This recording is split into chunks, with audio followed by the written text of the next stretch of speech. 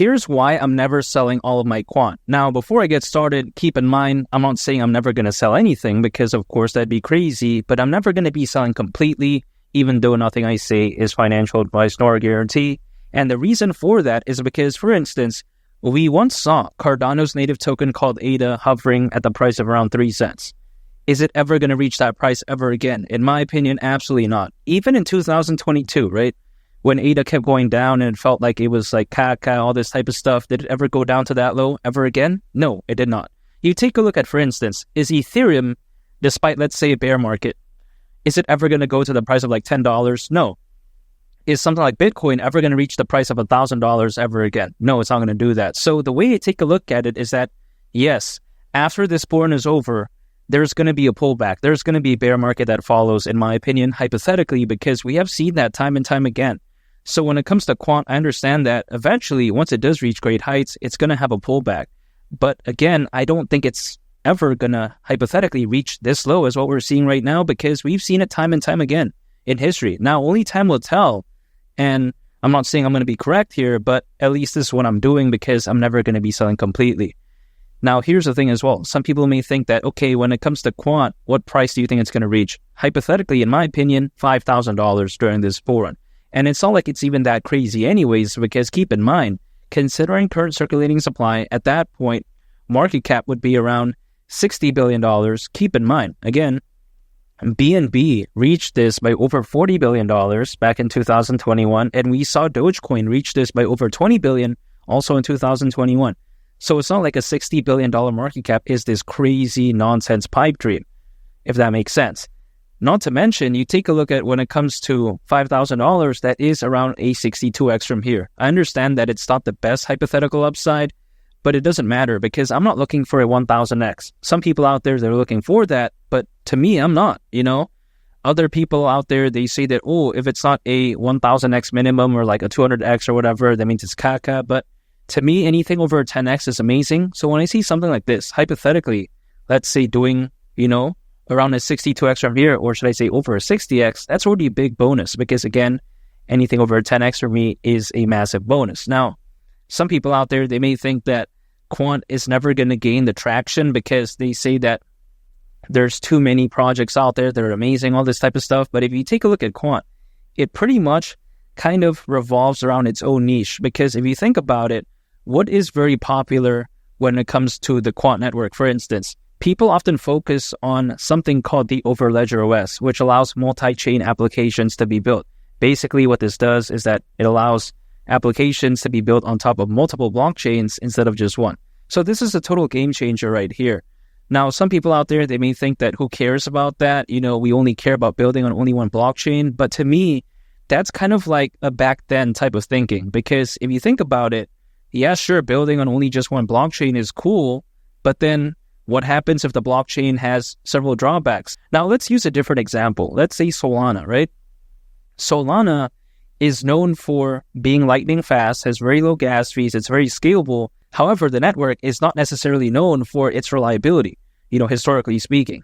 So, of course, that's a no-bueno, in my opinion. Now, I'm not saying that projects on Solana are going to do bad. I'm bullish on some of them, but still, some people may not like that because of the track record. We just don't know, right? Because at one point, it did experience 8 different network outages in just a time span of a year.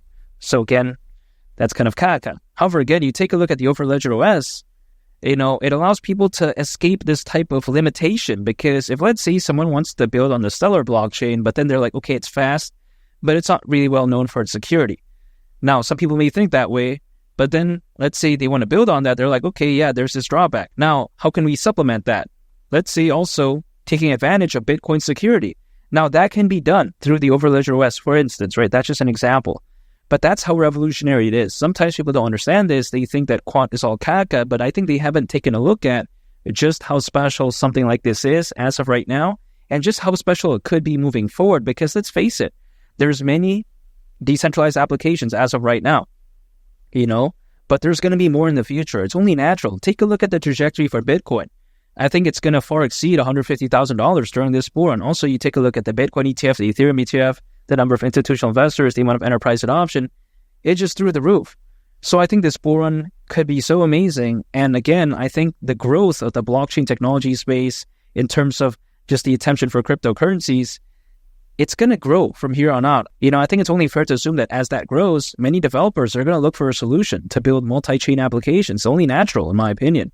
And of course, something like the Overledger OS, which is part of the Quant network, I just don't see why that won't grow along with the ride. Now, granted, some people may argue, okay, mass-scale institutional adoption, for instance, or like, let's say mass-scale adoption in general, isn't going to happen for Quant in the next 6 months to a year. What makes you think it's even going to do good?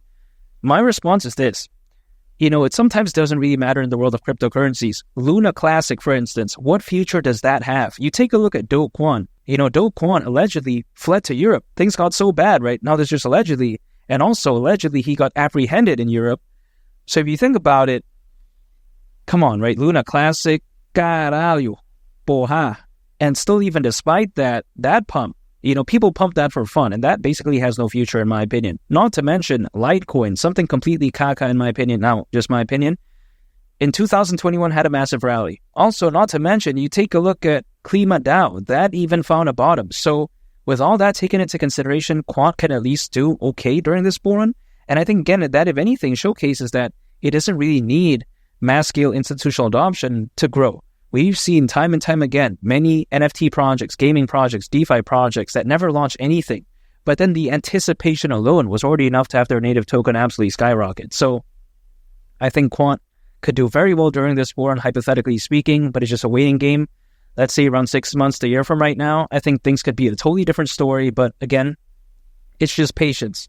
I've been acquiring Quant for a long time now. I've been acquiring Quant ever since 2022. So it's been quite a while again, but I'm willing to stay patient because I think better days are ahead. As the old saying goes, a high tide raises all ships. As the crypto space overall grows, as Bitcoin gains more attention, as the sentiment changes, I think it's only fair to assume that Quant is going to go along with the ride as well. Especially right now, with over 600 million crypto owners, according to Crypto.com research, this bull run is going to be bad. That's more than ever before in history, by the way, in terms of crypto owners. I don't think it's going to be bad at all. I think Quant has such a bright long-term future, and not to mention, even though I think Bitcoin is going to be very positive for this whole space overall, it's not that rare compared to Quant. Bitcoin maximum supply is 21 million. Quant, depending on the site or exchange, I should say, is around 14.6 to around 14.8. Basic math indicates that Quant is far more rare. Even if we remove 5 million Bitcoin, let's say we just threw it away for whatever reason, let's say it's lost or whatever like that, right? That's still not even the max supply of Quant. Just imagine that. That's why I'm never selling Quant. It's very rare. Now, I get it. Being rare is very subjective, but still, it's very rare than what a lot of people consider rare, which is Bitcoin. Not to mention, use case is amazing. Absolutely fantastic. And I think it has great potential for future adoption. So it's a no-brainer pick for me. I'm never going to sell all because I think it's going to be something that's going to be around for multiple decades to come. It's not a project that's reliant on fans or hype, which is why I believe in its long-term future. I'm never selling all. And also, on top of that, in the short to medium term, again, Quant reaching the price of $5,000 during this bull run wouldn't surprise me whatsoever.